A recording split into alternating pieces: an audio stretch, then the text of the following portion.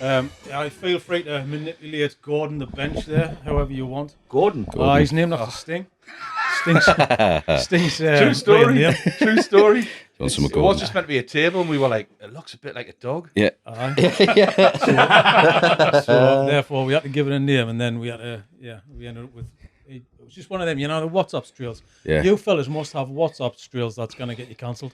I must admit, because I was a bit sketchy. By just the ideas that come out your head, and then it goes into like a text chain thread. Yeah. And then you end up with that's called Gordon the bench after like 25 minutes of like Classic rabbit hole. That's all we do. Yeah.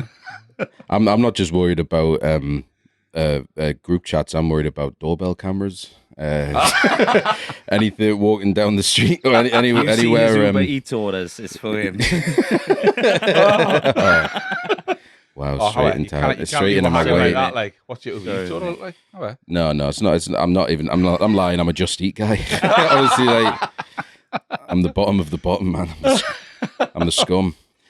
For me, it's Facebook. Yeah. Because I'm sure that MSN is not coming back, right? Like I feel like I'm safe with MSN. Yeah. Right, but the age I was when Facebook came out, there's some ropey shit that I don't know if I can even get back to. Do you guys comment on stuff as well as or not? Do you comment on Facebook posts? Do you troll people or not? Do you do any of that stuff? Not anymore. Nah. Well, have you tested stuff out to see what you can push and what you can't push or not? We do. Wow, it's a bit. Online is a wasted audience. To be honest, like for us, like we gotta like we did know someone who was like really into the trolling full time. It was like, they had a character persona. They kept it up all the time in there, just absolutely like triggering people left, right, and center. But like, I just, you know what I'm talking about, right? Oh, as soon as you said that, I was like, He's got PTSD there. You're like, no, because honestly, this kid who does it, he's like, he started on Twitter.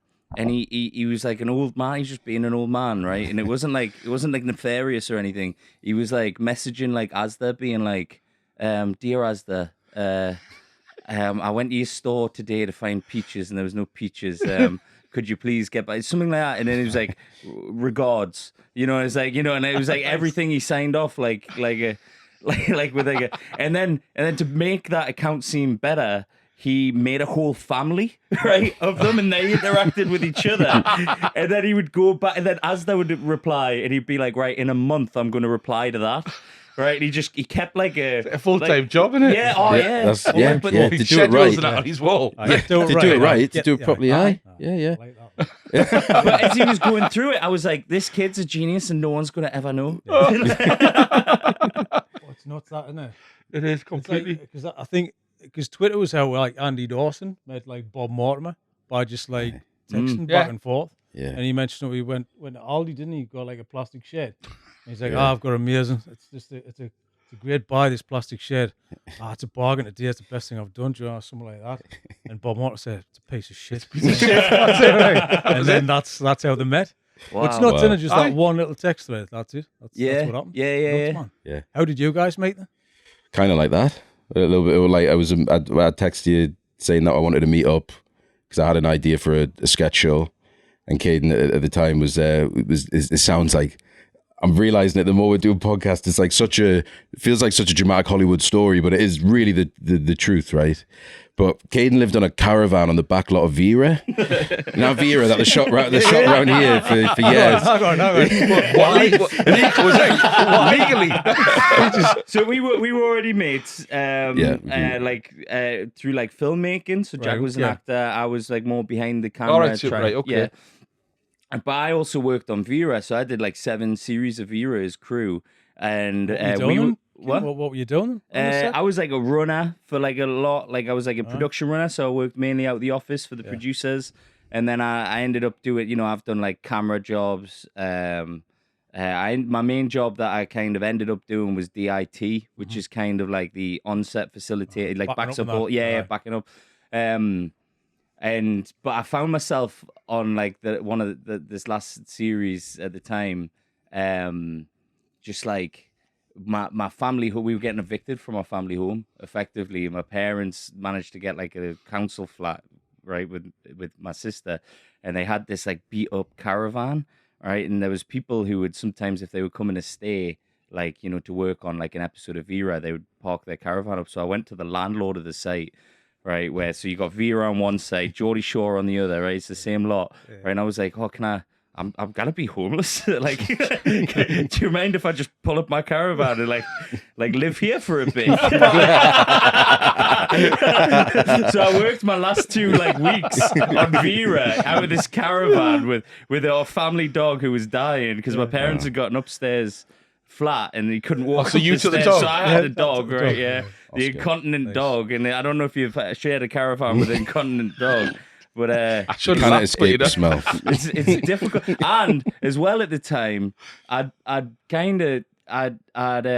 just found out I was gonna be a dad, right, with a lass I wasn't with at the time, right. So it was like everything was like pulling all the straws here. then Vera packs up, so I'm living in this caravan, right. You know, and Did you put a lottery ticket on it? You got to do that. That was me. yeah. And Jack, I think Jack just kind of felt sorry for us first, and he was like, "Oh, I'll come over and see you," right? And I was like, "It'd be nice to have a visitor, actually." I went round with a big bag from Greg's Outlet. And Broken bits on the we had rolls like and that. chicken bakes that tasted like tuna. It was like, we'll have these, we'll be fine, man. We'll just, Was it you? I was telling someone the other day, we were talking about like, you know, like Ming and Fuji, and I remember being there, and I was like, it was like the middle of the night, right? I was starving, I hadn't ate, and there was like nothing around, and you're in this like industrial estate like kind of thing, right? That's like closed off, and I had no money, and I was like, I was kind of, there must be something here, and there was old tins of tomatoes in the cupboard, right, from like when my parents had last took it away, and I literally just had them with salt and pepper, and there was a moment where when you've seasoned it enough, you can, hey, I tell you what, this isn't bad. I was like, that's pretty good. You still gravitate to that dish and now and pepper. again. Now I can make a sauce from scratch. It's a good idea. Walk out your house, open the cupboards, just full of tomatoes. I know. so So we got that. I said we said we were going to meet up. We were in the caravan for a while, drinking, chatting, just like laughing about everything, and we were dead into Caden had like a label maker, an embossed label maker. So we would just go around the caravan labeling everything, just stuff that it wasn't, or just daft phrases like cleft nugget or something. Like it was just like it was just well, I don't know. I couldn't think of I was trying to think of a non-swearing, but it was like it was kind of, if you just snapped into it after we'd done everything, it would have been like, these people need to get sectioned right now, because everything was just, but we were laughing so much. We got so much humor and joy out of it. And essentially, I was an out of work actor, and I was working in like the clubs around Newcastle. So I worked in the Irish Centre for about 8 years, and I worked in Sam Jack's, Sam Jack's in the gate. And I was just kind of like, it was just okay, bar work, trying to audition for things, and sometimes you get like an audition for like a Domino's advert in London. It'd be like a cattle market where you got like just loads and loads of people getting seen and actors getting seen. And it would be these really bizarre, I went at this one, a Domino's one, where it was like for the World Cup. And it was like, all right. So, they didn't tell you anything before you went in there. So you went in blind. You got in there, and there was a really like kind of like twitchy producer there who was like, right, sit down. Sorry, so we're going to do this thing where, okay, so it's the World Cup, and the phone's going to ring, and it's the World Cup, and you're going to ring for a pizza, and you're going to go ring for a pizza, and then this guy over here, this mascot over here, and I looked over to the side, and I just had this weird kind of like bear type mascot, which was in this fez, and he was supposed to be trying something out for Domino's or some sort of new character, and they were like, he's going to run in and he's going to tap you, and he's going to tap you on the sofa, and then you're going to get up and he's going to teach you football. He's going to teach you how to play football, right? We got the cameras rolling.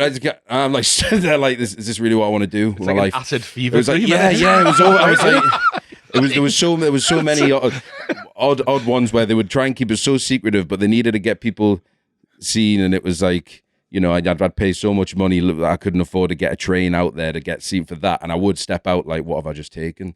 And it wasn't worth it because it wouldn't last. it was just like it was just such a weird, like, you know. Anyway, so I was coming out of work, you know, I was just feeling really put out by the whole thing, and I was like, but I knew I was good. Oh, I felt like I knew I had good stuff, and what people kept saying was I had good comedic timing. So I just like what people do now. Like I just had characters in my head, little daft people that I knew I could replicate and do and sort of mimic, and then that kind of like started the thing of. But how do you set out as a comedy actor? Or No, was that no, just something. No, that I just set out as an actor, I guess. Yeah. I failed all my GCSEs. I just didn't have anything. I got 3 C's and an A star, and the A star was in drama, and all the 3 C's were in ICT. Honestly, I'm exactly the same. I was good at computers and acting, so it was like.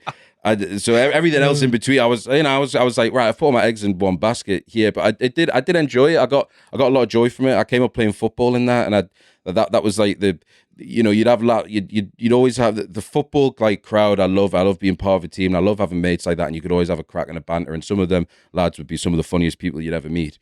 But there was like this, like, you know, I think disconnect where like I think I was just a bit more into like films, you know, and I started getting a bit more into like comedy that maybe did confuse you a bit because it was quite provoking, and I kind of liked that it was like you didn't understand that. I was like, you know, and then my dad showing us like the young ones, and I was like, my grandma, I used to grow up watching my grandma have a UK Gold on, and she'd watch Blackadder and Only Fools and Horses, all the classics repetitively. So I remember growing up, I have just so many memories of growing up just laughing constantly in my grandma's and granddads because they had all this stuff on the TV, and it was Mrs. Kettle. That still makes us laugh. No, it was just such a, you know, like there was just so many things that were just ingrained in there. So I feel like comedy was always like, or the humor and that was always sort of in there. And then when I started acting, I think that kind of passed through, and my comedic timing was just something I kept hearing back. I wouldn't get any jobs, or but some people would be like, "Oh no, but you're quite funny." So it was. So then me and Caden we met on student people trying to make films in the independent scene, like trying to get something off the ground. And I was a runner on a student film called Mesoamerica, which was made by a friend called Cal Fraser, and Sam Fender was the original cast member. He was the original main guy in it. Yeah. But I think he got booted off because he was just I don't know, he was just here, there, and everywhere, you know what I mean? Like he was just like he was, because he had his foot in the music, he had his foot in the acting, and he was just like, you know. But it was a film that me and Caden met each other on. They were filming in my house, so I was like, I knew the guys doing it, and they were looking for a house, and I was like, can you ask your parents if we could use the house? I was like, aye. And then and then we did, and then it was like, and then I remember because we always used to say we met because I nearly hit you with my car. Yeah.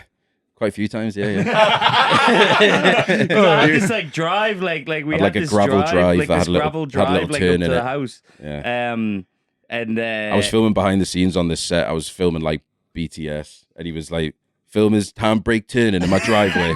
So you sit there, as I was sat at the end of his driveway. He came in, and it was decent. Like he did it, but he got very close. He was got to my legs, but it was a great shot. It was like if you've ever done a handbrake turn. I don't know if I ever actually successfly have, but like I did this like turn, and I just went, especially on gravel. And I just was like, "Wow, you nearly lost your legs." Should we go filming then? You get out like, yeah. That's how we kind of grew up, though, just messing about. I totally. About like that. Yeah. You know, at times. There's a 99% risk of death. 60. Just give it a go, man. I'll never make that. Of course you will. I remember once I come out of a nightclub, it was like 2:30 in the morning, 3 o'clock in the morning, flying in my mate's car, made a right noise, like proper escort, crappy little XR3. But there was like 5 of us in the back, and then we pulled up, a light had to hit red. And then the cop car was like just adjacent over the junction. We all just looked. The lights hit green, and he was like, "Oh!" Just like floored it and just got out. Do you know what I mean? But that was every weekend. It was completely. Yeah. So did you kind of? So what was the start with the comedy thing though? Because you're messing about together. You're coming up with So bits. it How do was- you move on from that? So it was we were seeing a lot of people like online. I felt I'd watched this group called the Loiter Squad that had like a series on Adult Swim, and Auntie Donna, who were these like Australian sketch comedians, had a series on YouTube, and there was something about these guys where they were like, it was just felt so free spirited in how they were making it, and it felt like it was, you can tell it's their own voice and they're doing everything.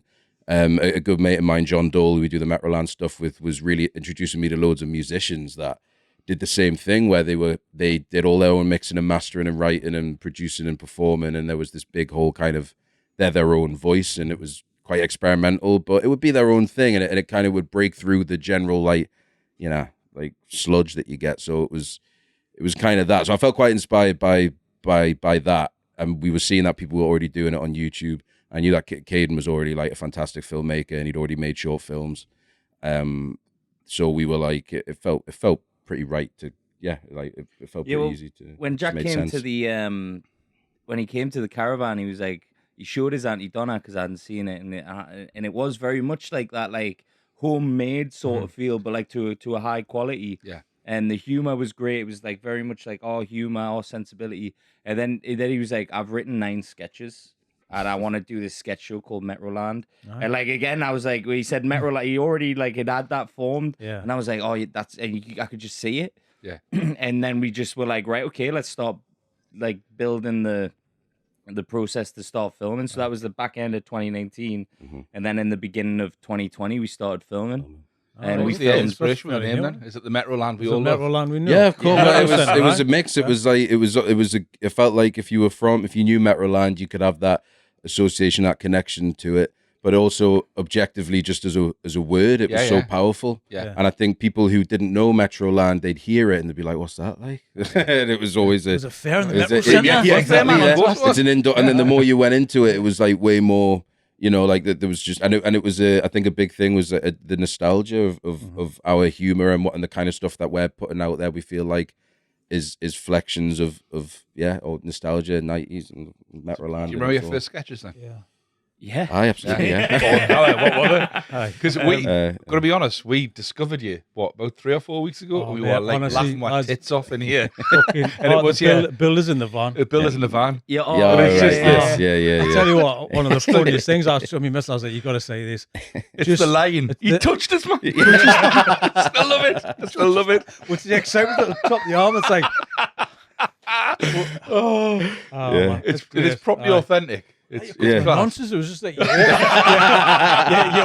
up on that. You're like, all right, here we go. But it looked real as well. You kind of it was all put together perfect. I'm like, this should be on TV. This is better than anything that's on TV at the minute. But that's not where people are. Yeah. So everyone's on social media. So does that bother you or not? Is it kind of something you wanted to get to or not? What's the plans?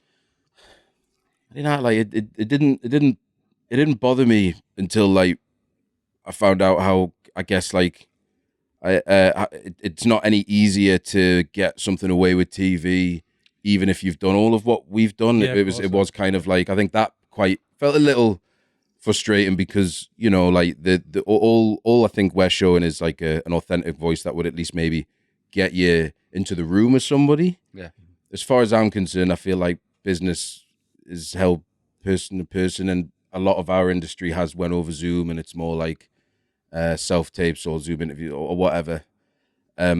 So I did feel like a bit of frustration in like, oh, like, look, we're making such a boom online here, and we're clearly attracting like so many people who are making the jump from seeing a small clip to be like, I'm going to go find that on I've YouTube. watched everything you've made. I watch everything you made. Like, you know, like the people you meet who are like, you know, now this one guy, is it Cameron, who did our short film with us, but he talked about how he just gets his mates round together and they all like sit and watch the sketches like as a group with him and his pals, and it was like, seems like such a simple thing, but it was just a bit of a togetherness thing, you know. Like it was quite we weren't expecting that or to even try that. We were just doing stuff because we fucking weren't doing anything, and we were like, we wanted to do something, and we had like a drive and an urgency to kind of, you know, give it a go. And once we started filming, we thought, oh, we're definitely onto something here. So I think, well, now we're at quite a good point. We went into live, so we developed all the some of the online sketches for the live format, and that was a big like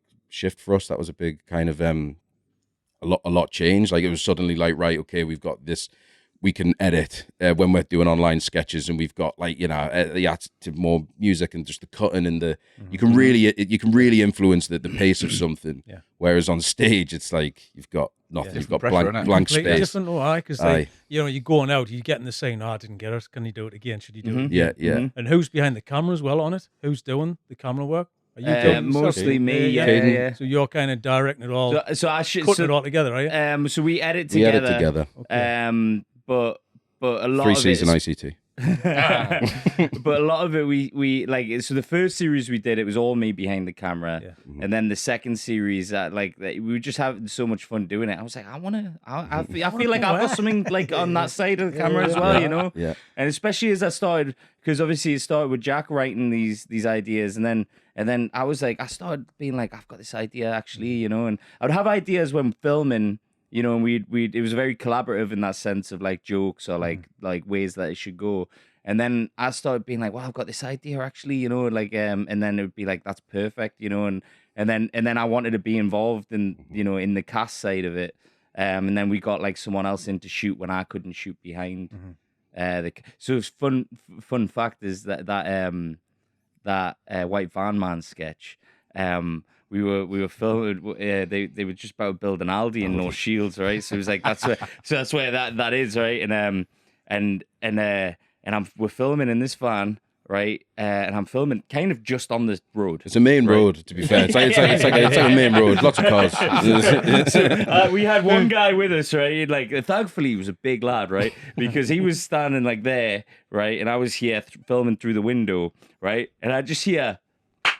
Right there, and then immediately on me, right, and a car wing mirror hit, right, getting like 30 miles an hour, just clipped both of us, right? And I'm so thankful that he was bigger than me because he took it, and he was like, he had his back to the thing, so it hit his belly and then hit off me, off my back. I was going to say, it wasn't you with like a revenge handbrake turn?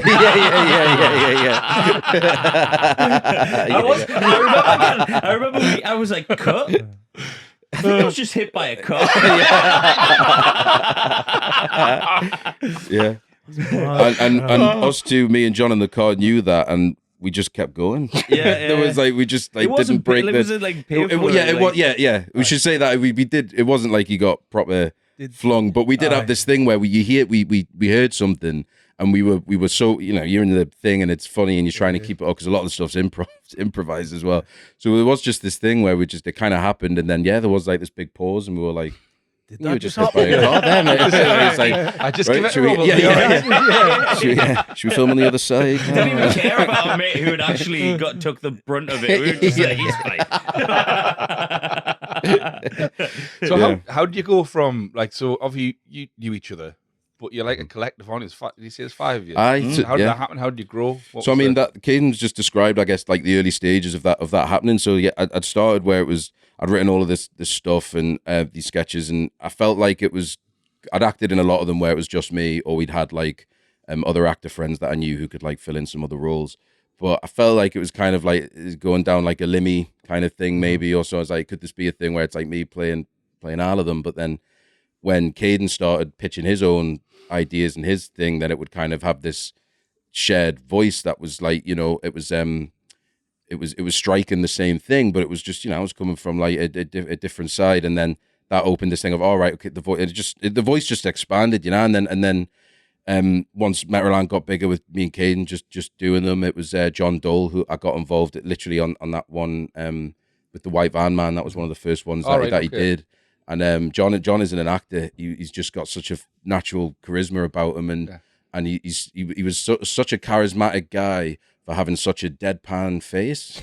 Like he was very like he was very like, when I first met him, I would talk to him and I thought he was like, oh, this guy doesn't give a shit about what I'm saying. And then he just rattle off some profound answer, and he'd be like, well, you just got to keep rolling with the punches. And I'm like, oh, you're listening, right? You're there. Yeah, you're there. I was like, that's incredible. Like that's like it was. So I think we kind of and he added to the voice, and then Jack Fairley was an actor from that I knew from Newcastle, and he went away to like acting school for a bit, and he didn't have much luck. And I met him in lockdown, and he'd seen some of the Metroland stuff, and his agent had kind of sort of semi-turned him away because there wasn't much work for like a 6'5" white guy with blonde hair and blue eyes. And I was like, we'll just come with us then. I was like, we're just doing this daft stuff, and it'll keep you like. It was weird. It was like it really didn't start as a thing like to get big or to really kind of. It was just like to keep us active. It was like just so we could do it, because it's not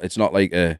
It was also just making. I keep saying that making the comedy we want to see in the world. You know, yeah. It's like I feel like. You know, we're trying to get into these like industries or whatever that is, and you watch the stuff coming out, and it's not resonating. Yeah. It's like I found I stopped laughing at stuff, and I started just going, you know, and then even now I barely even do that. Yeah. You know, and then you know, then we come up with an idea, and we're like we're pissing ourselves laughing, and you know, and that might just be for us. But then we started putting it out there, and other people were saying, you know, that's what we've been saying about the podcast, haven't we? You're creating your own universe, aren't you? And your own image, because that space doesn't exist. You're doing it because you want to do it. You're like, I just want to sit and have a crap with people. That's all I want to do. So that's how it kind of comes about. Aye. And then, you know. And you get to share it with your mates, and you get to share it with other people. It's fun, and then you get the haters on. You go, yes, and then you double down on it. Oh, absolutely. Every single episode we put out, there's always somebody we get 2 thumbs down. Podcast guy, you know, like, yeah. That's beautiful. You're doing something right. The best ones, mate. Honestly, they're the best ones, aren't they? But like, it's more effort. It's more effort to type something and hate it than it is to not even bother and just like swipe away. Yeah. Oh man, that's what it is, isn't it? I think it's just easy for some people, to be honest. Like, I think that's their light. They're used to it, man. And I've done it, man. I gotta be honest. There is someone I ended up like really disliking, but I was always interested in what they were doing, and every video that they put up on YouTube, dislike. Like, before I'd watched it, like, I'll stop now. I'm not, is it you? Every Saturday morning, just right. I have 3 accounts. Dislike. Where every single clip that goes out, we have 1 dislike on every single thing. We're like, who is it? Who is it? We're like intrigued. Who's disliking the podcast? Honestly, it's funny. But no, it's a good. It was essentially a shared voice. You know, it built into this shared thing where when people were hopping in, and then by this point, so we'd had this fellow called Mark Kenny, who's from this neck of the woods, and that he's from Sunderland, and he was working to be like a producer, and he was sort of doing what we were doing, and he was making his own films, and he was putting screenings on, and he was getting people there, and it was like he had a drive to get his own stuff out there, and it was simple. He's the guy with the symmetrical face. The he touched us like it's that. Yeah, I watched it about 40 times last week. You know what I mean? Yeah. So it was perpendicular face. Try to find it. Honestly, I love this. I absolutely loved it. I'm like, this is right up our street. I love this. Well, I like, what do you do? Who writes it? How long does it take? All that kind of stuff. Do you know what I mean? But it's like, where's the plan, and what do you want to do with it? Do you know what I mean? I know you're going to live. So is that the plan now? Is to move to live, and what's the difference in live and the sketches? Well, it's funny. Like, we've really like flexed a lot of formats and angles, and so far, like, you know, we've done a short film called Hull, which was like. You know, that was our like take on a genuine attempt to make a good comedy film that you'd see in festivals and cinemas, and we again, it was similar. It was like a close knit kind of crew, and that kind of opened us up into that world of that and features. I mean, TV. So we've been in conversations for TV since we started. Like literally since we first started releasing sketches, we were able to meet with development producers who had ties to TV. Mm-hmm. But a lot of the time it's been, we've been driven away from sketch show, and so that's not what they're looking for. So they're trying to and that's been the kind of thing. Like how can you repackage what you're doing into a sitcom? And, you know, like, that was from when we just did it online. So then when we went and did live stuff, I thought, well, maybe this will kind of, because then they're going to see us in person and they're going to feel it in the room. And there was this thing that was still like, people were more believable, but it was still a thing. Like you know, like some of the industry's biggest producers, who if I told you what work they'd done, you'd blow your mind. And they're like, look, not a sketch show. Like, just do the young one set in Newcastle. And that's like so easier said than done. But like, you know, there is this, you know, that there's a quite a tight box that we have to sort of squeezing. And you know, we're not against it, and we want to take it to the outer world, and we want to do that sort of work. Yeah. But you kind of feel it's got to be on your terms, though, because you don't want to dilute your formula. You want to kind of... We are authentic. protective. But also, there's what we're doing's working. Yeah. Well, it happens all the time, especially in our industries, though. They take something that they love, but they want to change it. Understand. But why are you not buying it? Everybody likes it. Everybody who watches the thing likes it. So why aren't you buying it? The people, it confuses the life out of me. I just don't get it. You know what I mean? It does you us. Get pissed off all the time. It does a little bit, but yeah. The answers that you get, they're not definitive, and it's almost. I feel like I've came to the thing is like they'll just say anything just to not have the actual conversation. No one wants to give an opinion. No one wants to say anything that they actually think. Like in these industries where people become, bigger than they are, outside, and it becomes more of like, followers or status. It's like I can't get out of my head that I'm like everything's like the emperor's new clothes. Yeah, it's totally. like no one wants to tell the king that he's naked. Yeah, What's this? What you putting this on for? What shite? Yeah. That would just cut out so much stuff, though, wouldn't it? Yeah. And then get these lads on, get the Metrolands. It just honestly it winds me up because that's why nobody's watching TV. Then they complain, and why is nobody watching TV? Well, it's because there's nothing on TV to watch. Yeah, and then it's I always have this thing where I'm like, that it's like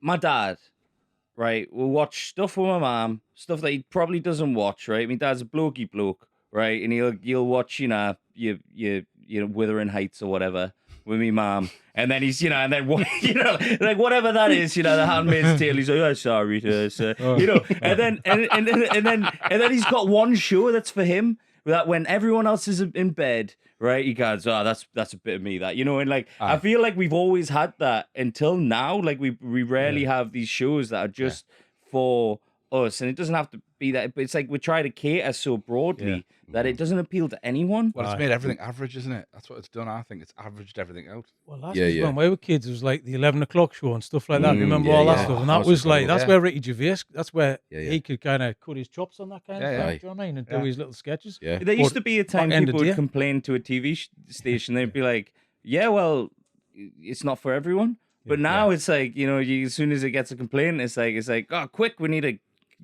apologize or Twitter's having a meltdown. Yeah. It feels like comedy's definitely taken one of the biggest hits in like saturation in the industry and what's out there. We a part of us doing Metroland as well was how frustrated we were by the comedies that were coming out and the kind of, or even the comedy that was happening that was coming out of the Northeast. We felt like a lot of it would be like sketches or sort of comedy shorts that were made for Southerners about Northerners. It didn't feel like there wasn't an authentic voice in there that was really truly kind of, it was very surface level. And even though what we're doing is really quite daft, I think it can offer an amount of depth in like it's what we're saying in the car about like using your imagination and kind of like just kind of lending yourself to something fictional and sometimes quite absurd and surreal, but it's still grounded in reality in a lot of ways, and it's very like it's given a larger voice to where we're from, because that is what it feels like living around here. I think that's perfectly put, because I think that's what comes across with all the sketches that I've watched, is that we talk about pissing about on here, but if you kind of dig deeper, there's a bit more meaning there. You can get that sense of place and authenticity from your work. You can feel it, and it feels of this place, of the Northeast. But not to a point where it's sort of geographically restrictive. You know what I mean? Like it'll appeal to people beyond here. Yes, but it still feels that it's true to here. Like you're not trying to repackage it for the purpose of just making it sit like But all through history, every single one of the best actors have been the best comedians. Do you know what I mean? Yeah. All comedy actors. Yeah. All being can really do good serious acting. A lot of comedy just writers, understanding human nature, isn't it? And understanding mannerisms. Well, that's so similar. That's so, what similar. at least that's what I'm only discovering that, I think, is when I philosophize the stuff that I do in my own way of when I'm trying to make myself not cry. I'm like there is like this there it's from them little observations, and it's from the human behaviors, and that's what makes it funny. Because sometimes you can ask someone just like that, and it's like we did this COVID Marshall one, so it was like this COVID marshal gets into a house, right? And he's like, I'm only a COVID marshal because I'm also TV licensing. And it's like, how could these? Because there was something about like whoever would be a COVID marshal is a bastard, right? and they're all so like this guy, he's a COVID marshal, TV license, and a bailiff. You know, like so all the bastards. He said it's the trifecta. Yeah, it's how it's how he uses put that on the menu. Trio of bastards.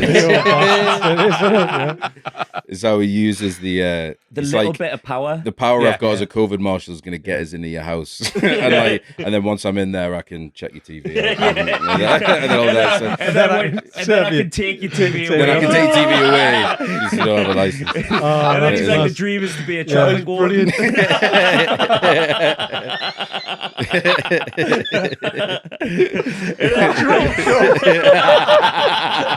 The ultimate job. I thought you were going to say a state agent or something. We feel like Jobsworth's a free territory, right? Free terrorists and Jobsworth. You see what you like. Free game. Like gladiators.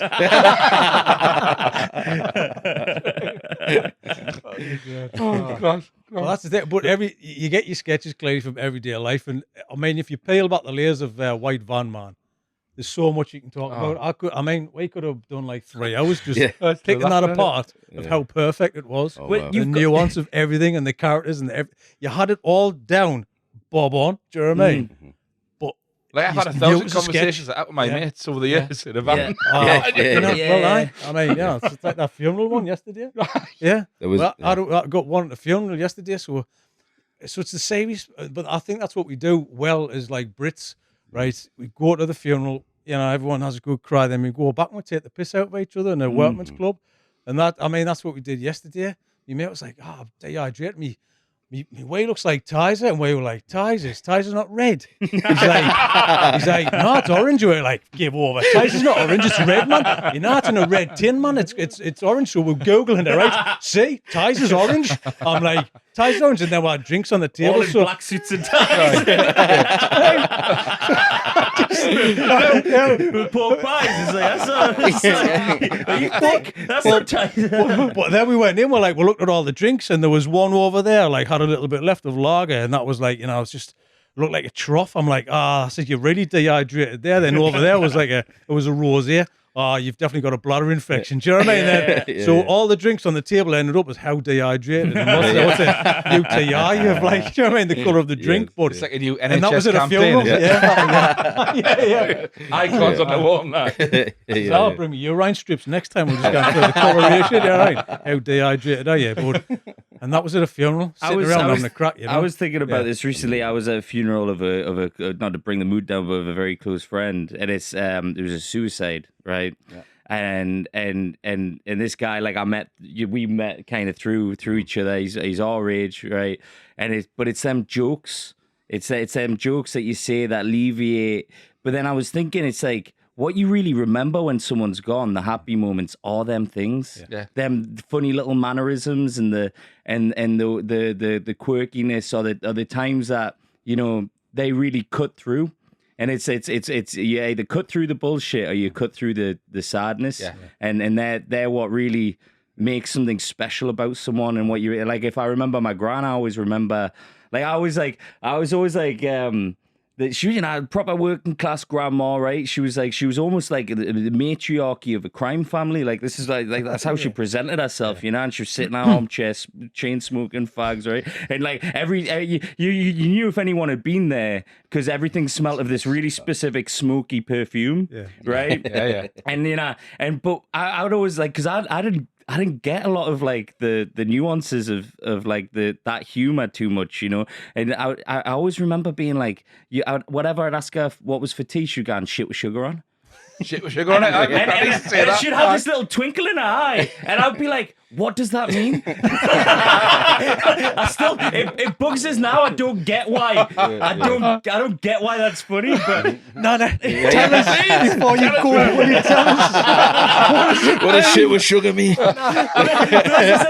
Genuinely, this is like sad, but like I do kind of find it funny. Like I remember, like like when she was dying, like she kind of passed like this, on a like deathbed. She was like, giving her final words to everyone, as a matriarch of a crime family does. And she pointed at me and she was like, "Not everything's a joke." and like that's deeply funny to me. It broke us at the time. Okay, grandma.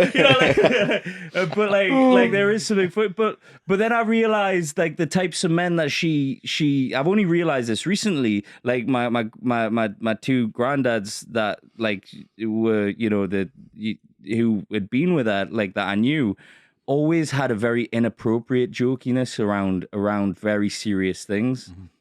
And I realized that maybe she saw that coming up in me, and she's like, actually, not everything's a joke. And I think it was that insensitivity.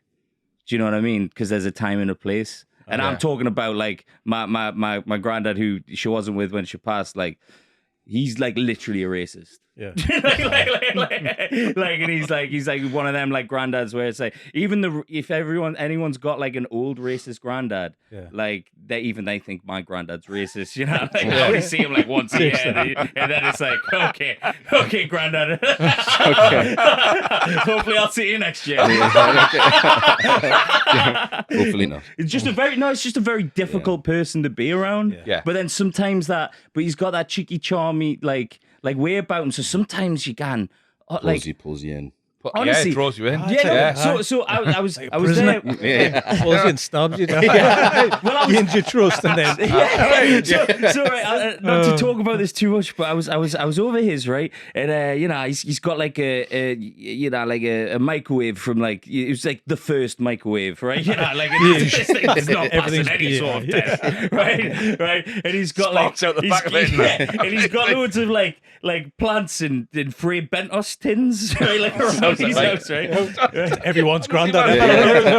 Right? And I remember taking my daughter around when she was dead young, and our mom, and like our mom's like from quite like a more like middle class family, so it was like, it was a bit of like like gonna learn some new words. Culture shock. Right? Exactly. And there was a touch and go moment where he whipped out a toy to play with my daughter, and it was a gollywog, right? Oh my God, I forgot. Yeah. Right. And but it was bittersweet because it was like, that's kind of bridging the gap, my daughter doesn't, there's the innocence of my daughter not knowing, and there's almost like a innocence of my granddad not caring, or like not assuming that that's a bad thing, right? And like it was kind of really bittersweet and beautiful, right? And then my granddad starts telling this story, right? And it was like funny and it was charming. That like for the first time in my life, I was like, no, I get my granddad was like, he was a popular guy. He was one of the boys. He was like, and I was starting to really warm up to him. And then the punchline of this whole story was that he broke my grand's nose, right? And he said that punchline, right? And it was like, if my last turned to me at the time, it just went, right? And I went, and it was like, all of that shattered in a moment. All of this time where I started realizing something about my granddad just was like, yeah, right, okay. Aye. And then I was like, right, that's us. Right. Gotta get the bed home. Isn't it? Well, we're going to head off, Granddad. Nice to see you, though. Silence in it's like doing a marathon, right? And he just doesn't pass the finish line. He just doesn't go. Right? It's like, what are you doing? My word. Oh, just my granddad. I milked so much. Like, can we swear on this? Can we because well, I've done it go for it, right? Because we're Wall's End, right? Because I'm right. So right, proper Wall's End family. My dad say the family, right? And that's a theme today. Wall's End. Is it? All I guess. Well, so we see my granddad, right? So it's me, me mom, and my little sister in the car, right? Now I must have been about 16. My sister would have been about 11, right? And we're driving down the road and we see my granddad on the way to my uncle's, right, on his bike, right, like that, right, and he's like that, and we like kind of beep and wave, and he waves, right, and we pull over, and as he's coming to us, right, it's almost like, you know, raindrops is rolling on, like it's like a nice like moment. He's like, sun's out, kids are smiling, girls skipping on the side, hopscotching now, ice cream man, right, and he's like, oh, my family there, right, and he's traveling somewhere, right, and then as he comes to do the dismount, he kind of fumbles it, right, this thing goes into his shin, he goes out, right, he goes, Jesus cunt, right, and he looks at us, right, all this happy young family in the eyes, and just goes, fuck off. He picks up his bike and cycles in the direction he was coming from, and I was like, just by us trying to say hi to my granddad, we ruined his whole day.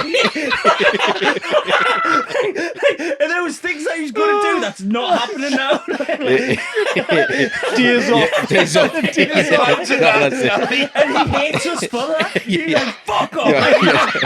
Somehow he looked at all three of us individually. It was like, fuck off. Oh, Jesus Christ. I've never heard that combo.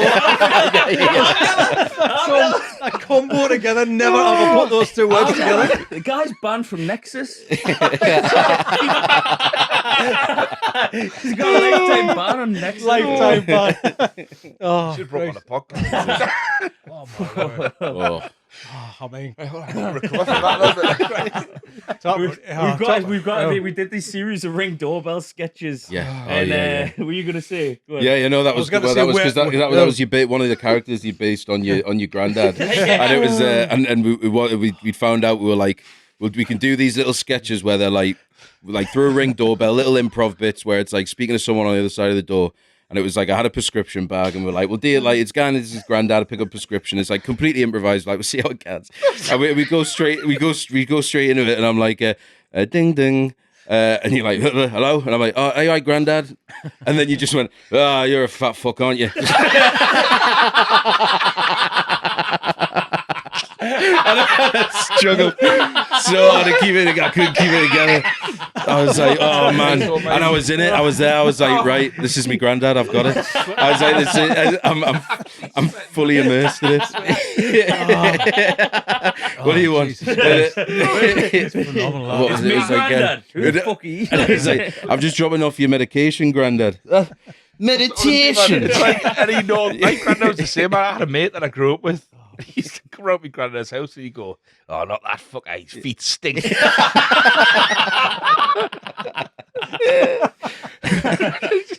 Oh man. Oh, it's just like an open room. That's great, isn't it? Oh dear me. Let's recover from Oh that. yeah, I was sit down. I was going to say, where'd you get your inspiration from? You did. Everywhere. You must, but it's you're inundated with stories like that. That's where your material comes from. Surely that's it, isn't it? Yeah. You just you must just sit and people watch all day long, do you?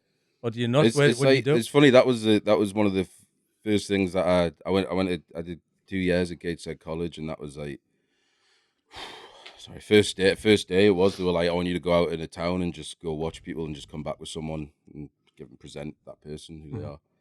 And it was great. Like I just that put us on to now, like, you know, you can pick up so much from just you don't even have to say anything. Yeah, you know, it's enough. It's enough. It's it's clothing and stuff like that. You know, like like a cap, a tracksuit. You just know that character. You know where he's coming from. Yeah, and it's the guy, you know, the wronging. But he's always walking too fast. Yeah, he's always like he's not in control of his feet. Anyway, but where's he going so quick? Because he's not got a job now. Do you know what I mean? But he's always like got a purpose. I know. He's always in a hurry. He's always got a half lane forward. Do you know what I mean? It's always that. Was that the one that does that? Yeah. And you walk past him.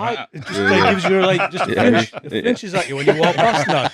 All right, that's how we do. Do you know what I mean? It's like I've got this thing with like, especially like chavas, because to me, chavs, right, are completely different to chavas, right? Totally. And it's like I have this thing where it's like the amount of like actually somewhat articulate and intellectual chavas I've met. Like, I genuinely think you could have two chavas just on a street corner going like, Radgie, whatever, just kind of like, yeah, I mean, like, you think like, our rose. If it was called something else, it'd probably just smell the same. And somehow they've never read Shakespeare, but they came up with it. I've got this thing. It's like I've seen this guy. I don't know if I've seen it or if I've imagined it, but you can see it happening where it's like because their love language is shouting. They're all they're like, it's like whatever they're doing, they're so passionate. It just comes out as a shout because they've not got the emotional intelligence to switch emotions. It's just anger. It's like I fucking love you, man. I'll fucking kick your head in. It's like the exact same, right? And you have, and I've seen people like walk down the street kind of like, oh, I'll tell you what, when I get home, I'm gonna bray him. And they're maybe arguing with someone across the world, and then they stop. And they see an old biddy trying to walk across the street, and they go, "Oh, here, pet, like that." And they help the old biddy across the road, and straight back to like, "You couldn't take walking back." And there's this weird like, they're like lovely people, but they're just in this extreme lifestyle and environment. But it's just the delivery. But they get brought up by that because we've all been in the house where the mother's shouting at 100 decibels all the time. Do you know what I mean? You're like, how can you do that? There's dogs running around. There's 15 people in. There's kids going off. Do you know what I mean? Yeah. Now it's being decorated in the kitchen. Do you know what I mean? The plaster's off on the walls. I wasn't in like that. We had a sketch that was based off a real person. Actually, now that you say that was off. We have this one called Homeless Harry, and that was based off a real guy that I'd seen in the street who had like seen someone he knew from really far away and started like just shouting at him from really far, and the volume of his shouting didn't change like the closer he got to him, and it was like, who's that handsome bastard over there? Aye, I see you. Who's that fucking handsome bastard over there? It's like, I see you, mate. And the guy he was saying hello to was obviously just turned and was just a bit like frozen like that and just couldn't really make out who the guy was. Like, aye, I see you. And I was like, that was just such a funny. And then in my like sick sketch head, I was like, it'd be funny if he just headbutted him at the end of that. So he just like, he had all this like, yeah, Harry, how you doing? Get a fucking shower. I love that job thing. It's like common philosophy. Do you know what I mean? Something like that, isn't it? Yeah. But everyone thinks like that. There's got to be that conversation. They're hanging around the bus stop 6 a.m. like, have you ever thought like proper DMT trip style? Yeah. These two like really going into depth. Yeah. And then just like flipping someone's chips out on at the end. Yeah. They can't help it. They have to do it. They can't give a compliment without the kind of dig at the end. You know what I mean? But it was always that. Have you got 50 pence? I'm way with kids. It was always that. It was money like pence. That was always money. No, they just clip you. Why? Because you didn't give them something, so they just take something from you. I basically pat you down. That you got any money? Yeah. What's that like? It's just everything. We had this one where we were walking down Grace Street. That corner where there's like homeless people like sitting kind of beg on this corner. But we were walking down, and I was chatting to Jack, and I was like, I said something like, "Oh, it's just sometimes I feel invisible," right? And like we're talking about this thing, right? And it's like that's the phrase that came out my mouth, and just from like the floor, this voice went, "If you were invisible, you'd know about it." And we just both went, "Ah!" Who the fuck said that?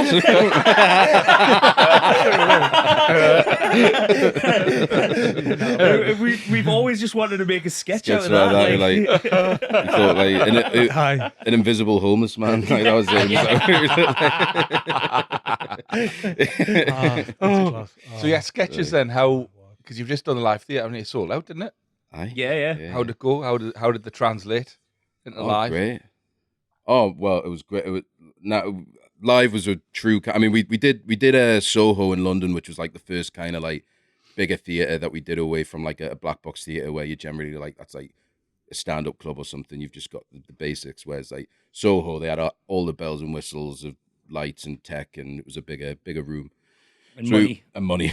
Yeah. So we managed to really kind of perfect it there, and so then taking it to live, it was so special because a lot of people who came to the show at live had seen that show start in Laurels and Whitley Bay, which is like small theatre, and we started the show there, and we've been doing it now for did it at the Fringe every night for a month, and the show's just been developing, and then live was truly like, this is like the show at the best like level it's been. We've got everything to really like heighten the world. So, and because it's homegrown, like those local shows, I think it was just truly, it was so special to see like, oh wow, like we're able to actually like fuel this like this madness that we're creating, but it's like, it feels like quite refined and polished, but it's still a bit rough around the edges because it's us. And like, we know what we did. We got a sketch in there that's completely improvised, like from start to finish, and the whole purpose is to just make each other laugh. And it's like we were always just trying these things that were a bit different, and it felt like, okay, it feels like it's really paid off here. And it was like 150 people sold out, and there's a part in the show, it sounds like mad out of context, but there's a character called Cum McGroin who Caden plays. Cum McGroin. Cum McGroin. I came up with it, but you came up with cum, and I came up with McGroin. and it was like. And he's a dance instructor who he teaches you the one dance that goes with everything, which is the pelvic thrust. And so we get everyone up in the audience at the beginning of the show to do this, and he demands throughout the show. He's like, when I address you, I want to hear a nice firm yes, come. Can you do that? And then an audience, and then we've done that to so many venues, but to hear 450 people say that backstage, it was a wall of sound of like, yes, come. And it was like, even I was like, all right, come down. Right. It was like, this is mad. It was weird as well because they've got a balcony, so that was the first time we've ever had to like look up. Do you ever think though, it's like a risk threshold where you think let's make fall flat on his face? Yeah. Oh, absolutely. We have a bit where a Space Raiders box comes down from the ceiling, like just on its own. Sing it, and we build this the whole show around the box. And we say that comedy's in the box, yes, in the Space Raiders box, so that was the sort of through narrative that comedy was in the box. We do all these sketches sort of around it, and we have these characters called the Grafters, which was like a sketch that we did, which is just like this Teletubbies, like it's like this kid show parody of these grafters and their characters, and they're like. It's this voiceover like, hello, grafters. Is it time for work? Are you ready for a day of smoking tabs and skiving? And then we're all like nodding like that, and it's like, off you go then. And it was, and it kind of got, it gets a bit dark and weird in places, but we kind of live really just helped us like totally just elevate it, and that so it just sells it more as well. Yeah. Believe it more. Yeah. Because when you're in these little black box theaters and you're in like high vis, just being like, what? It's like people are like, oh, this is very avant-garde. But then when you're there and like the everything's like singing to the tone that you want to sell off, it's like, it sells it more, and it yeah, I guess that's what I was that. Yeah.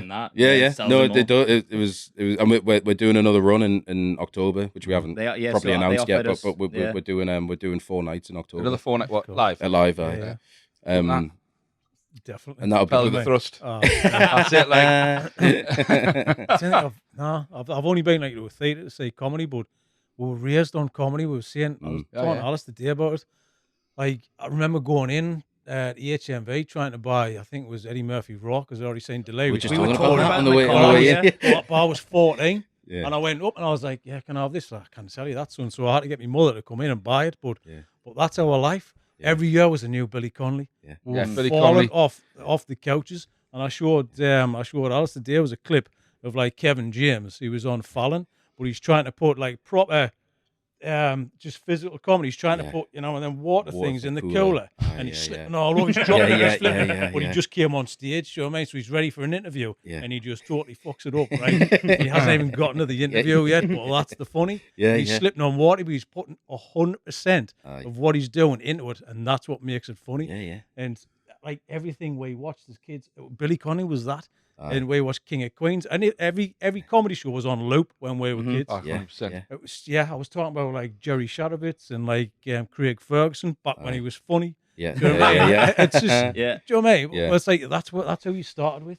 We're always going for comedy. We really bonded over classic comedies, films, and like big American ones, but like the Jerk with like Steve Martin. Yeah, you seen the Jerk? It's fantastic. Yeah, that was a big one. I think when we watched that, it was like, okay, like this is timeless. really. It is. I think it's the best comedy film ever made. Well, before the Naked Guns, I had like Top Secret. Have you seen Top Secret as well? No, Oh, that was rings a Val bell. Kilmer when he was about 25. Right. But all of those like just obvious humor. Oh, but like, it was, yes, but yeah, it yeah. was set in like a Films, man. military Yeah. 1940s film, right? Yeah, yeah, It's just yeah. funny as shit. What's that one? It was like the Platoon spin-off with Charlie Sheen. Charlie Yeah. Sheen.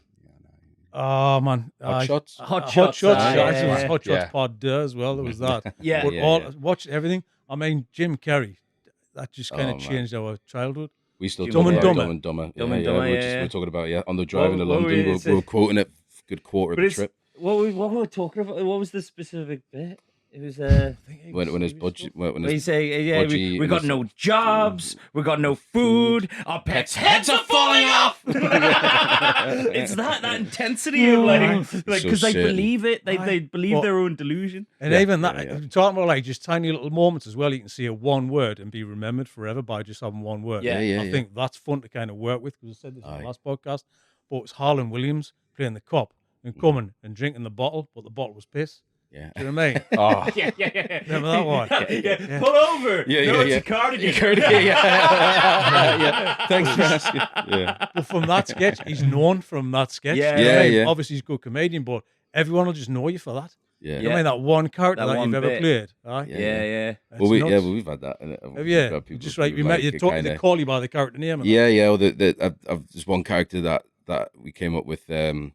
He's the materialization of the smell of wee that you get in men's toilets, like the very specific kind of like and he's called Billy the Stink, and he's character. and he's a character and he essentially just materialized in the toilet one day with a janitor, and it's kind of it's a weird way, but you love him by the end. It's this thing where he's like this really lovable character, and all he wants to do is live. He's just started existing, but he's the smell of he's awful. Yeah. He's a disgusting, decrepit smell, so no one can get close to him and that. But he's like, this has never happened before. Like, wow, this is great. Like it's like innocence now. do you know what I mean? Yeah. Yeah. There's like this weird little like innocence to him, and that came about actually. That was a guy. It's during COVID. I'd seen a lad who was obviously like opening all the doors like that, and he was doing like he just wouldn't touch anything, and I was just creased, and I thought, hey, it wouldn't be great if COVID was a person and you met COVID in a toilet, like what would it be like? And I had this thought of like this guy's not touching anything, and a guy still taps him, and he's like, oh, you're right, I'm COVID, and he's like, oh no, I've not been touching anything. He's like, doesn't matter, mate. Like it's like I'm here, you got to come with me, like like but we were so like because we started shooting right before COVID happened, that we went through obviously the stage of COVID humor, and comedy was like through the lot was a thing, and we were like, we don't want that to be. Surely it'll hold it in that time, and it won't go any further past that. And it was nice that we'd had these sketches that were pre-COVID that had nothing to do with COVID whatsoever, and they just offered a completely separate like escapism for people that was like and it was from round here. It was like aye. What the point was. Oh, we're in that Been a long place. one. What's that? Oh, the menu. I don't know what's the time. 3:15. Yeah, we're cooking now. Like, we're Yeah, fine, all right. I know. Honestly, I'm sweating now. Sweating bullets, lad. Sweating bullets. I do have to say, in the live show, we developed Billy the Stink into like this, because that's how we started the live shows. Was we saw what we could do from our online sketches and make them into a show. That's how we bridged that gap quite quickly. Yeah. And then we were doing Billy the Stink, and what we ended up doing was like pastiching of Mice and Men. So the janitor kind of he's like, Billy kind of exist. Like Billy can't exist. Like he's like because he's the manifestation of the smell of piss. Like he's got to go.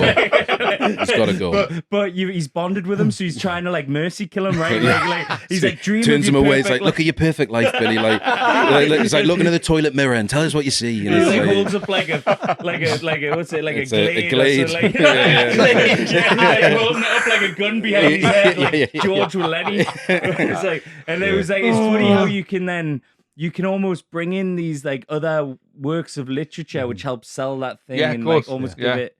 And that's the sad thing with Billy. It's having that narrative structure, isn't it? But putting something else in the middle of it. Yeah. It already exists and people are kind of familiar with it. But the fun is like well, how do you get from A to B? Yeah. Like that, do you know what I mean? Yeah. How do you plan that stuff? Do you do that kind of often as well? I've got an idea. Shit, how do I make this work? Or does it? Well, I just remember fanning with about Billy first, do you know Distinct what I mean? specifically, we were doing it out, and we're like, right, okay, because because in the film sketch, like an automatic thing goes off, and he's like, that's me, mate. So like a It's little my automatic air freshener goes off, and then he just slowly starts fading away. Fading away. But we were like, right, well, we can't. So we were like, right, the janitor has to do it. He has to kill him or whatever. And I think I just remember going, why don't we just? And I'm not too good with English, but I was like, why don't whether it's like a verb or whatever? But I was like, why don't we just of mice and men them? You know what I mean?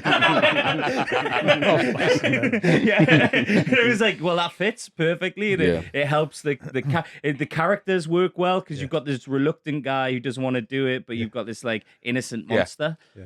You know, and it's like it just when them themes sing, it's like that it sells it more, and it actually says more about like it goes back to that depth, though, doesn't it? Yeah. I mean, it's like, yeah, because it's a serious story. It depth is. in it because you could flip that around without the funny, but it's better with the funny. Yeah, I think it's cleverer with the funny. Do you know what I mean? Because you're figuring out something. It's layers, isn't it? Yeah. You're layering something on top. But that's it. Yeah. No, I love that. Like, there's like a big thing that I think we should acknowledge as well is like a big part of it is disagreement. Like we kind of like we really obviously care about it, and sometimes it's kind of like very free natured and free going, but then that does heighten a standard with us where, you know, we've got to be on sort of the same page. And you know, there was a good example, I think, was we had this sketch. I'd written a sketch called Delivery Goals, which was about like an idea that I'd had of delivery drivers on a beach, and they're just sort of meandering around like seagulls, and they're just going, "Is it ready? Is it ready?" Because you'd see and them it's all in like a car park, and you were like, they just look like a. They were a group. There was a flock, and because they were all shouting for when it was ready. It was this KFC in Wall's End, and it was busy as fuck. And it hit this chorus. I'm just on my phone, and I just hear this chorus of like, you know, is it ready? And I was just like, oh my God, like shut the fuck up. I was just like, it was like it'll come when it comes. Like it was just such a anyway, and I kind of like it was like a very like it was like a tiny slither. But it was that combined with the visual imagery, which was like a big thing. And because there's an ensemble of us, I immediately thought, oh, once we're all kind of like dotted about in playing those roles, it'll kind of, you know. But I remember it didn't make much sense to Caden, which is totally understandable because it's like it was kind of a premise more than anything than like a complete kind of like sketch that went on a journey. I was like, I just want to have us all as delivery drivers saying, is it ready? And have the visual image of it meandering on a beach. It might border on like art house, but I just think us sitting in that image for long enough would be hilarious, like to really kind of, and then that was one of those things where it built on the day massively, and we found this like perfect little cave that we would cut to between them going, is it ready? Is it ready? And then it would cut to a cave and it'd be like, ooh, and it'd be like, what does that mean? and then it cuts back to them being like, is it ready? And it's like, and it's like comedic tension. We say it's like where it's like you're giggling, but you don't know what like where's it going to go, or what's going to sort of happen. And the is it ready gets like screaming to the point where they're like, you know, we're screaming at the top of our lungs. One of the lads who was doing it, Joe Blakemore, is literally like a RADA trained actor, fucking proper drama school actor. And he wanted to come with us on the beach to scream at the top of his lungs, like, is it ready? Dressed as delivery driver. And we actually were meant to meander as extras in the background when it was his take, and we were just watching him. We were just like, whoa. Like, fuck, he's really going for it. He's nailed it. But we were like, it was this building, and then a little guy who's from Greg's pops out of the cave, and he goes, order 3271. And then we all stop and look at our phones, and we're all like, oh, it's not theirs. And then one guy pops out from the back with a receipt, and he's like, hey, like, you know, and it's him, and he gets it, and he's like, do you want a receipt? The guy from Greg's, do you want a receipt? Delivery driver's like, no, it's all right, I've got one here. And he turns and he just falls over, drops all the food, and all the rest of us are like, is it ready? And we all fucking like, you know, like get it like seagulls, and we're all grabbing the food and stuffing it in our bags and running away. And it's like, it was a kind of where I think right up until even the edit, and I remember showing you the edit, and you were like, okay, I get it now. Yeah. No, that wasn't like, what the argument was. I fully remember what the argument was, because we were trying to get because I'm that pedantic. The bags. It was the bags. Yeah, and yeah, it was yeah. whether- Yeah. So we got all the like Uber Eats and Just Eat bags. Yeah. Do you It know was what a big I mean? part of selling it. And is so the it was bags. like, but I had a mate who I was relying on to get them. Yeah. Right. And every like for some reason no one thought I could get that many bags for all of us, right? And I was like, no, I'll get the bag. Like I've been to his house. Yeah, He's got a room got full a of these store bags, right? full of bags. And I've got a picture somewhere of all of them. And then people were like, well, the argument was kind of like, well, we can do it without them. And I was like, it's the premise of the sketch. Like, and I get quite heated. Detail. I'm passionate. I'm Yeah, passionate. detail. But then we pulled it off, and then the edit. You know, I remember him showing it, and I was like, that's hilarious. It's absolutely hilarious. Yeah, Yeah. it works. It works. And Yeah. sometimes you have these ideas, and you even when you get to that first edit, you go, have I just fucked this up entirely? Yeah. And then sometimes you make one tweak, or you get that, or you just see that one spark, and you go, okay, we can work with this. Like I works. said, how it works though, the creative process, you've got to trust each other's intuition to a degree, haven't you? Yeah. Do you know what I mean? Yeah. Like, we Because have we rock bounce, calls like there's sometimes. something there, and then you bounce like, what about this? And then you take that thing out, put that back in, then it's just, and you get to something and go, well, that's it. But you just Yeah. a mutual nod at the same time to go, Yeah, that's it. It just clicks because you just know what you're trying to get to. Just you can't explain it. Yeah. You know what I mean? Yeah. Imagine you've got something in your head. How do I explain this? Yeah, Put this yeah. on paper and sell it. That's Yeah, yeah. impossible to do. Someone once gave me a really good analogy of, because I think the arguments aren't necessarily, it's about it's both of you want the best thing. Yeah. And you want it to be that best thing. And sometimes you're coming at it at different directions. But someone gave me this great analogy where they were like, well, it's the tension that makes the tent, Yes. you know, like be able to like Mm-hmm. do its job. And sometimes you need that tension, because if you just always agreed with everything that each other said, or you didn't, you know, that tent wouldn't stand up and Yeah. I protect totally you from agree. the Yeah. elements. It wouldn't do its job. Yeah. But there's also a time and a place, which you know, we worked on a lot over the last 5 years. I'm going to say to Alice, right? Good luck editing this one. So. I so tell you sorry, what, it'll be Alice. 3 clips of us all just going, That's it. That's yeah. it. I know. The whole thing. I know. It'll be all right. Yeah, right. It's just the peaking of the sound I'm thinking about. I'm like, shit, what about the peaking of the sound? Yeah, you think about really this stuff, loud, haven't you? yeah. Yeah, but He's, yeah, I'm sure I'd say, I'll Yeah. trust Alice. Right, okay then, boys. So we've got the menu. Let's pick something from there. Anything you want, shout it out, and then we know what it is. We'll do the Greg's thing last. We'll do Greg's last. So do you have to go Nah, through pick the anything Not you in any want. order. It's just anything. It just looks good in the menu. That's why we put it that way. That prompt. all right. So you just do one each, because what takes your fancy? Then we'll do one each, and then James we'll likes do the something there, Greg's. like. Aye. Just put something in. Well, mine's first pint. First pint. All right, then. okay then. Because we're gonna get you Where both was it? answering this. What was it? Aye. What's your first pint? What was my first pint? Aye. Could be drink, Oh, I drink started as so well. young. Yeah. Was it in your granddad's kitchen, was it?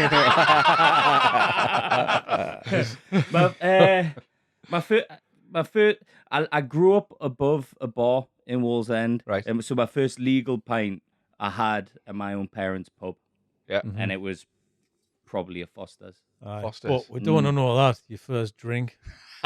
There we go. My first drink. Well, so I remember my parents, you know, there's sometimes, you know, I kind of grew up with this thing where my dad would like have cans in the house watching stuff, and I would have like the dregs of his like, you know, he'd be like, "Oh, do you want the rest of that?" You know, and I'd be like, "You go get us another one," and I would like sip, you know, and sometimes I'd get us like a Smirnoff Ice, like on the weekend or whatever, you know. Yeah. But I do remember For the kids, you know. Yeah. It's a light Totally. one, you know, Just right? saying It's it. a lemonade. All right. And I do remember them being away like for a day or something, and I was just at the house looking after the dog, right? And I must have been about 12, and they had a box of wine. I drank the lot. One sitting. I just kept like popping up throughout the day, like being like a little tipple, right? And then I woke up on the sofa the next day, and my parents were like, "Are you okay?" I was like, "Yeah, I'm fine." That was like 4 bottles of wine. I think it wasn't full, but it was like it had enough in it where I was. That's kind of sophisticated though for a 12-year-old necking some wine. You know? Yeah. I also got my stomach pumped when I was 13, drinking gin in Lees's Park. Nice. Yeah, I had a bad early relationship with alcohol. All right, okay. What's it Yeah. like now? Are you still doing it or not? Oh, we're Are you getting doing on much? great. What I do now is I just try to like treat it as exercise. I go and do a walk. I live in Shields, so I walk down to the pubs, right, and I do a little crawl. Yeah, that's 2,000 steps. Sweat I for it. drink Guinness. It's only 150 calories. Yeah. I sometimes only have 12. My fitness pal for drinking. You know what I mean? Just like putting in your drink and your calories and that. But Rob put the water in. It's like that. Pints of Guinness. Like, that's 6 today. Right? Look, I need 4 more. Your watch starts buzzing. Caden's the only person I've seen fall asleep in front of a nightclub speaker. Like there. Just like... or should I say, my birthday was quite funny in Empress, where it was like it was just a completely crowded dance floor, and Caden you'd already been out drinking, I think, earlier that in the day, and we all came to meet him, and he was on a bit of a level, but he weren't that drunk, but he was just dancing with his elbows up like this, right? It was like he just couldn't put his elbows down, and he just kept knocking a few people in the doorman. I could see the doorman kept looking at him like this, like he's with his elbows, and it was such a shame. And I'm looking at him like, oh, he's just being He's a nice lad. He's a nice lad. He's still saying that to this day. What are you trying to get back in? That's what I'm trying to say right now. No, but he got kicked out, and I remember being like, look, I'm sorry, mate, but like we've only just got here, we're gonna stay in, but we're gonna keep drinking. Like if you hear, you hear, man, but like have a good night and blah blah. And I hugged you, assuming I probably wasn't gonna see you again. And then what feels like, and we all get shit faced in the club, and then what feels like it's been maybe 3-4 hours. I come out, and you're not far from where I left you, and you just sat next to a homeless woman, and you're reading her diary, and you're like, oh lads, look at this, she's beautiful. We're like, oh, should we go on a top? It's your birthday. Can you remember that or not? Can you remember that? So what was in the diary? A homeless woman with a diary. Poetry. We'll share poetry with each other. No way. Yeah. It's half our material. Yeah. I'll bring it back. She wrote 30 sketches.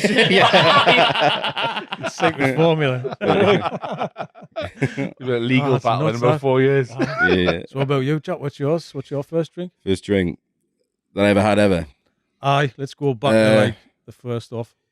See, I was a bit of a fitness freak a lot growing up, so I didn't drink as much when I was younger. My dad was I was just heavy into football and everything like that. So I was probably like maybe like 16, I think, or 17 when I had my first drink, and it was at Evolution Festival on the Quayside. And it's a cultured first drink, that like. yeah, it was a Proper place as well, huh? Yeah. It wasn't just in your kitchen, Yeah. The dog didn't ask you did use a glass for that box as well, didn't you? Just out the spout. Twisting that foil bag, trying to get like. One for me, one for the dog. One for me, one for the dog. The dog was never the same after that. Couldn't look us in the eye after that day. Oh dear. So what was it then? What were you drinking at that? Oh, it was just a pint. It was just anything. I was just like pint of beer. Were you excited though? Was it kind of? Oh yeah, I was. I remember when I first started getting tipsy with it. I was like, oh yeah, this is it. This is I was like, yeah, it was like, yeah. What's exactly. It was like, I was like, is this getting drunk? Like, it was, yeah. It's like your first kiss as well. No, What's happening? In your head. Yeah. You just No, actually, in leave your body. Yeah. Well, so I mean, it was, and then I can't remember. It was fucking like Dizzy Rascal or something. I was being pissed as fuck for Dizzy Rascal. It was great. Yeah. It's just like every festival for the next other festivals. It's the same thing, wasn't it? Just, Yeah. So right, okay then, Jack, let's get a question out. I'll do 3-second rule. 3-second rule. Right. Do you have one? do you have one? This is a bit nuanced because it's about the thing that you're dropping on the surface. That changes quite dramatically, doesn't it? So it's not really just a 3-second roll. Is if you drop pizza face down in gravel, I'll start you off, right? I dropped a fish cake in a puddle on Pink Lane once. Oh. And I ate it. You still ate it. All right. Did you? And the point to mention is that I'd bit into it already, so it had like a. No. It had like a point of absorption point already. So it wasn't even blocked by the bread. It had no, Did you have no protection. It was infiltrated. Was there a level of puddle water that you had to pour out? I just really wanted that still fish ate cake. And you still ate it. It rolled. It rolled. It was like right. Well, like 6 hours in. Right. Okay, so then that's but it rolled. It's not like it didn't just drop in it. It rolled into the puddle enough for people to see that there was a fucking fish cake in a puddle. I think I might almost cry. Do you only have that thing? Do you know though when you've been out and something desperately sad happens to you, but if you are sober, it wouldn't be. Yeah, but it's like drop me a slice of pizza. Last bit. Down the side of a taxi. It's got hairs on it. All that. Yeah. So anyway, there you are. In a puddle. Wow.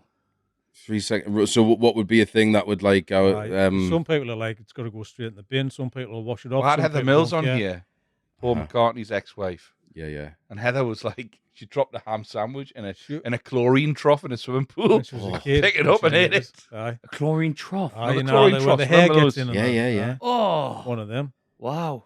Just needed that ham sandwich. I do feel like I'm someone who does pick stuff up and eat it. Yeah, I've picked stuff back out of the bin before. Did you put it in?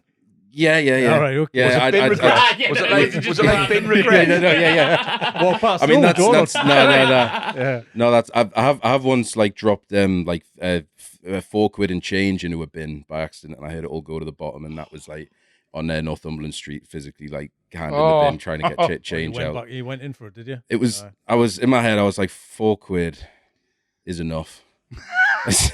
I have to say. I think at that time back then it was maybe I was like, well, actually, where you are in life. Do you know what I mean? Are you going for? I was a bit younger and I just didn't give a fuck. I was really like part of this. I can relate this to the 3-second rule thing. I kind of just did that thing where it was like probably a bit like similar when you're on stage and you're acting and you kind of just block everything out and you're like, I'm the main character in my own story right now. I don't care who's so I just kind of and then that's partially with the kind of the dropping stuff on the floor. I've definitely like I picked something up and just kind of caught myself going through this thing of like, just don't even think about it remotely.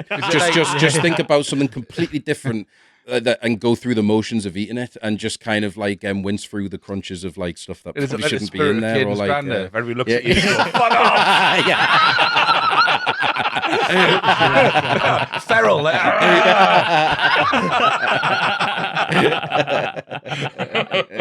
Oh God.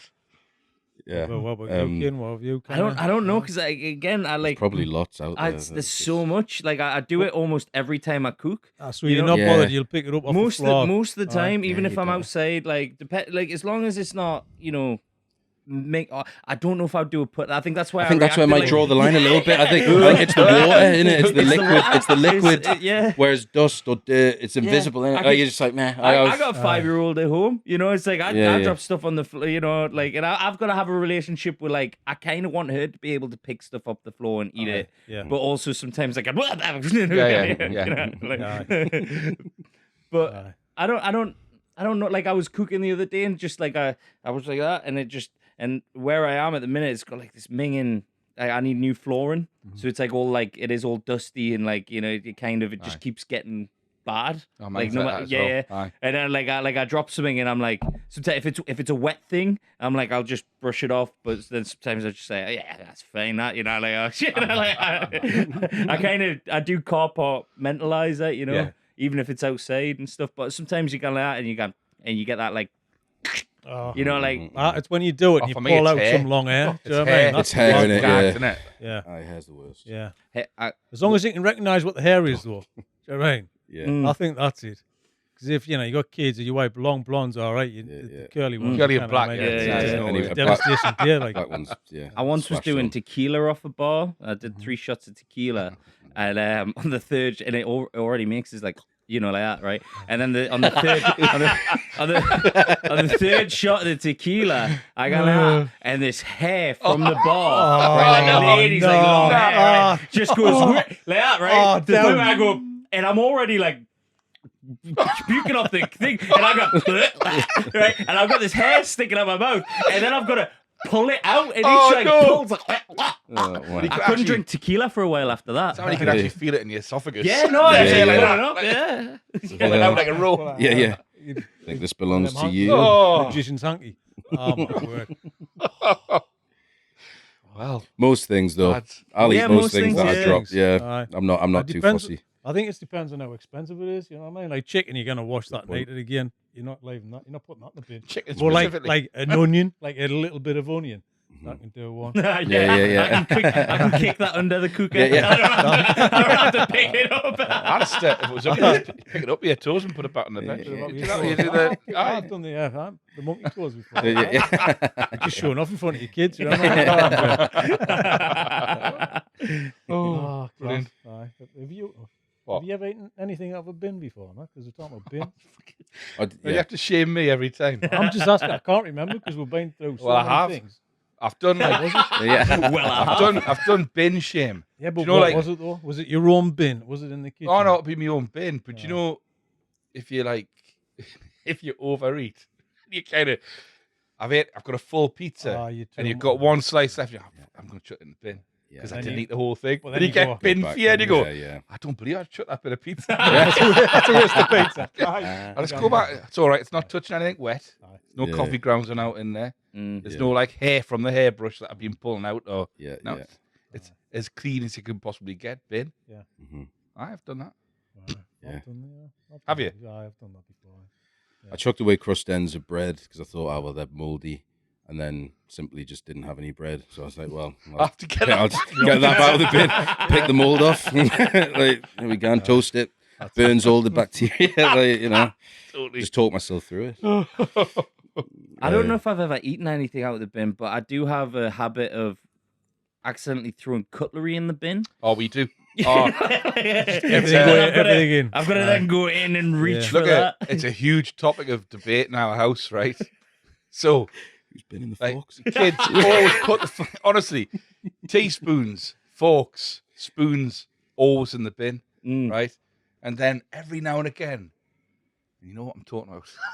My lass will bring, I call them like prison forks, right? She'll accidentally bring one home from work. She works in the NHS. Those sharp, like they're thin and they're sharp. You can just bend on like too much impact. So I can like compartmentalize them. She's like, "You're gonna try and shut them out on you." I'm like, "No, but they don't belong on the proper drawer." Right? Those forks are spare forks. They're the dog food They live fork. put them in the utility room. All the cobwebs and that. They don't go in the proper drawer. They're minging. Yeah. Do you know what I mean? That forks are going to get used to big dog shit. It can fork. Like an old toothbrush.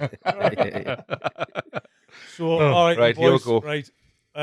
What's your Greg's order, Caden? Well, I normally get like a mix of three things.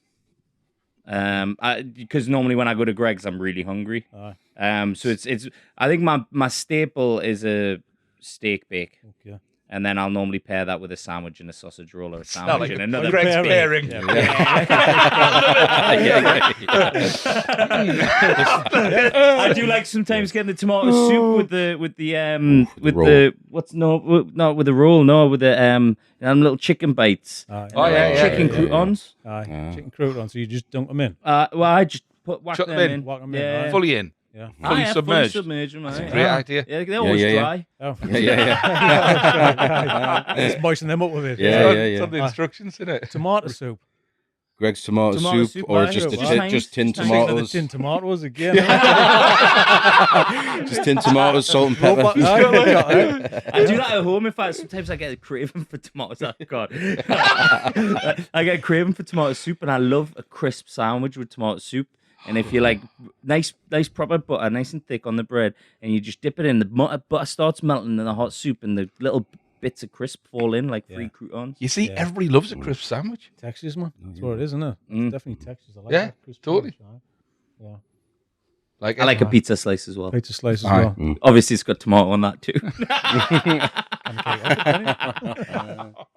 But now what you're getting for Christmas. But if I could say this, on lockdown, I remember like I wasn't never really that like you always go to Greg's because it's part of our culture, right? Right? And when Greg's had been gone, right, I got this craving for a Greg's sausage roll. And I had seen like you can get them from Iceland and bake them frozen. At home. Yeah. So I remember there was a few times where I would get this craving, I'd go and get some and cook them for me and my lass.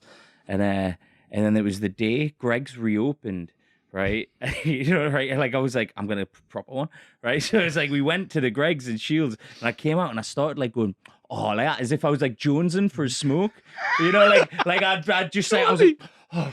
Like I'd just been on break, and then my last turn to us went, "That's a sketch, that." And then that's became so we use it in our sketch. We're gonna get a picture of that. It's became like a. Hang on a sec, I've got. Jonesing for You got some. I think I've got some stickers in my wallet from last night. There you go. Wow. Oh, hey, Just became like So and then I told that to Jack, and then my mind. I told that to Jack, and then he just jumped on board, and we made it into a sketch. Well, it was a good physical image, and it was like how building something around that. How can we expand more on that? Because that is such a funny image as it is. And it was like at the time I was dead into I was creased at those like Channel 5 documentaries where they're like drugs map of Britain, and they go around the countries being like, top drug in Nottingham's like top drug in Newcastle's ecstasy, right? And it would be like in Newcastle and all these Geordies taking like ecstasy and MDMA and just being like, oh, it's just you can just get it. You don't have to go far to get one, like pretty easy to get a hold of. Everyone's doing it. What's the problem?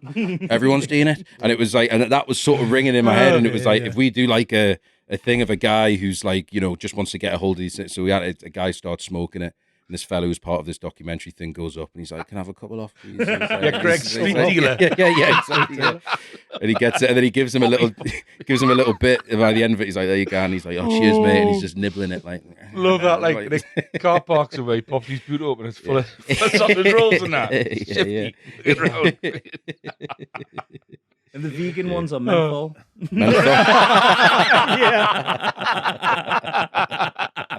Oh, menthol, mate. Sorry.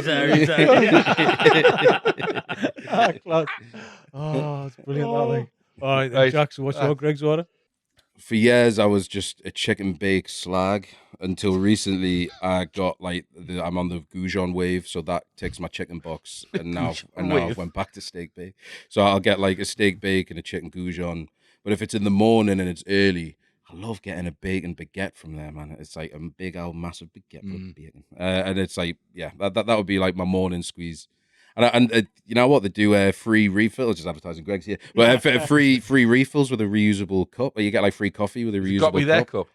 Yeah, it's their cup. Oh well, I think it's their cup. I was wondering why you bought Greg's reusable cup. Yeah. So when I go in and get my bacon sarnie, I only got to pay for the sarnie, free drink. Good tip, that. So and everyone looks. Some people look at you like a bit of a hipster because you got like a reusable Greg's cup. They're like, it's not cool. It's only you knew my secret. Yeah. No. Exposed. Oh man, that's been fantastic. Do you want to do the punts thing? Oh, we've got a gift. For you. The punts thing. We've got a gift. Yeah. We've got a brief for you. Okay. We've got. This was our shit dad joke. We've got a brief for you boys. Right. So we've got Pick a mix. Oddballs. Oddballs. I've heard of them. Sent us some pants, right? Oh, get in. We thought. We're doing. Well, we thought it was a North Tyneside thing, so I want to give them to you. Give you a pair of pants and see if you can kind of shoehorn them into a sketch or something like that. Right. Could you do a sketch with the Oddballs pants or something like that? If we give you like 5 pairs of pants, would you be able to do something with that? Yeah. Would they mind? Oh, the clean.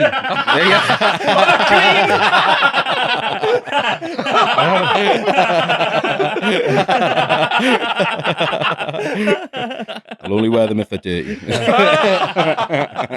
I'll give you the pants and you can do whatever you want with them. Whatever you want with them, man. Yeah, of course you can. Pick a mixed pants. Blame us. So pick a mixed pants. So anyway, we've got loads of sizes, so we'll give you them after. Yeah. There's loads of different ones. There's like kind of cow kind of looking one. Do you know what?